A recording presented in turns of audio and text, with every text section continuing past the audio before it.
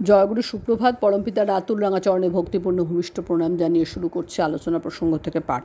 13ই শ্রাবণ বৃহস্পতিবার, 1361, 29 জুলাই 1954। সকালবেলা শশী ঠাকুর তাশুতে বসে আছেন। কর্মীরা একে একে এসে প্রণাম করে বসছেন। ঋত্বিকদের চলা সম্বন্ধে কথা উঠল। শশী ঠাকুর: ঋত্বিকরা যদি হাইজেনিক ল ঠিক ফলো না করে তবে যজমানদের তো ঠিক করতে পারবে না। ঋত্বিক সমাজ নিজেরা যদি ঠিক না হয় তবে অন্যকে ঠিক করবে কি করে? ঋত্বিকরা এই বিষয়ে যদি কঠোর না হয় তাহলে কামই হবে না নে। ইতিমধ্যে শরদ্দা এসে বসলেন। তাকে শশী ঠাকুর: শোনেন, আপনারা ঋত্বিকরা যদি হাইজেনিক ল অবজার্ভ না করে তবে যজমানরা ঠিক করবে কি করে? ওগুলি ঠিক মতো না মানার জন্য কত রকম ইনফেকশন যে ছড়ায় তার ঠিক নেই।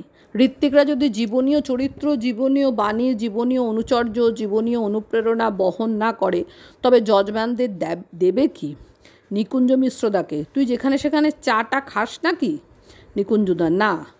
শশী ঠাকুর: যাত্রার হাতে খাস নে তো? নিকুঞ্জদা: না। শশী ঠাকুর: খুব ভালো। যাত্রার হাতে খাবি নে, যাত্রার কাপড় পরবি নে, যাত্রার বিছানায় শুবি নে, এমন করে চলাই ভালো।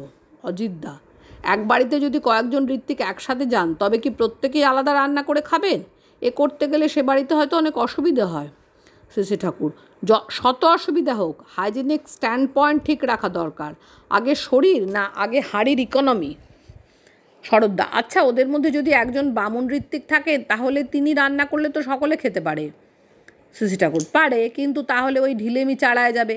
সদাচার পালনই শ্রেয়। আবার এমন লোকও আছে যাকে বাইরে থেকে দেখছো খুব সদাচারী, কিন্তু ভেতরে যে কি তা কওয়া যায় না। তাই সকলের হাতে খাওয়া নিষেধ। যামিনীদা: আচ্ছা, বামুন বাড়ি খেয়ে তো আমরা থালা মাজি, কিন্তু বৈদ্য বাড়ি যেয়ে কী করব? শশী ঠাকুর: যেখানেই যাও না কেন নিজের থালা নিজেই মাজা ভালো। একটি দাদা: বাড়িতে অনেক সময় ঝি চাকর থাকে, তারাও তো মাজতে পারে। শশী ঠাকুর: ঋত্বিকের বেলায় ওসব খাটে না। সে যত ওইসব করবে তত তা চাড়ায় যাবে। ঋত্বিকের চলনা মানুষের কাছে যেন জীবনীয় হয়। ঋত্বিক ফল করলে সবই গেল। যজ্ঞেশ্বরদা: যজমানদের বাড়িতে যেয়ে থালায় খাওয়ার চেয়ে কলার পাতায় খাওয়াই ভালো। শশী ঠাকুর: কলার পাতায় খাওয়াটা খুবই জীবনীয়। বিকালে শশী ঠাকুর জ্যোতি আশ্রমের সম্মুখে ছাউনিতে এসে বসেছেন। কর্মীবৃন্দ আগাম জন্মোৎসব সম্বন্ধে আলোচনা করছিলেন। শশী ঠাকুর বলছিলেন, এটাকে সাকসেসফুল করে তুললে কত যে এফেক্ট হবে। তুমি বেনিফিটেড হবে নে, যজমানরা বেনিফিটেড হবে নে, সকলেরই উপকার হবে নে। তুমি জীবনীয় কর্ম করো আর তোমার করাই ওই যজমানগুলিকে তদ্ভাবে অনুপ্রাণিত করে তুলুক। আর যেখানে তুমি হাতে কলমে করতে পারো না সেখানে তোমার মুখও অনেক কাজ করতে পারে। নিজে চলো, ইঞ্জিন নিজে চলে বলেই অতগুলি গাড়ি টেনে নিয়ে যেতে পারে। ঋত্বিক কিন্তু উন্নতির অগ্রদূত। এক দাদা আগামীকাল যাওয়ার অনুমতি চাইলেন। শশী ঠাকুর: যে লেগে যাও, একেবারে যে এমন করে লাগবে যেন একেবারে বন্যা সৃষ্টি করতে পারো। বলা হলো বিভূতি মিশ্রদা এবার চাকরি ছেড়ে দিয়ে এসেছেন। শশী ঠাকুর: ও কথা শুনলে ভালো লাগে, মনে হয় দম আছে, কলজের জোর আছে।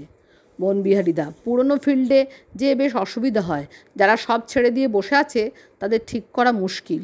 শশী ঠাকুর: ভালো যাজন করা লাগে। পুরনো ফিল্ডে একটু পরিশ্রমের দরকার। চাষ দিতে হয়।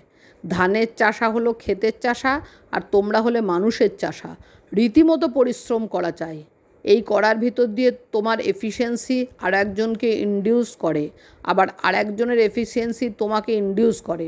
আর মাঝে মাঝে ঋত্বিক বৈঠক করা লাগে, তাতে মানুষের কর্মপ্রেরণা উদ্বুদ্ধ হয়। একটি দাদা জানালেন যে তিনি প্রেসের জন্য 500 টাকা দিয়েছেন। তা শুনে উল্লসিত হয়ে শশী ঠাকুর বললেন, খুব ভালো, সকলে যদি টাকা দিয়ে দুটো প্রেস করে ফেলাতে পারিস তাহলে একেবারে পাবনার মতো হয়ে যায়। আমার মনে হয় জেলায় জেলায় যদি ক্রাউন সাইজের একটা করে প্রেস থাকে তাহলে মানুষেরও কাজ হয়, আর ওখান থেকে তোরা বইও বের করতে পারিস, কাগজও বের করতে পারিস। সেই সব কাগজপত্রে কৃষি, স্বাস্থ্য, নিরাপত্তা, শিক্ষা প্রভৃতি বিষয় নিয়ে লেখাও চলে। একটু থেমে আবার বলছেন, একটা ডিস্ট্রিক্ট যদি কালচার সেন্টার হয়, educational centre, agriculture school, medical school ইত্যাদি সব রকম থাকে তাহলে কত যে ভালো হতো।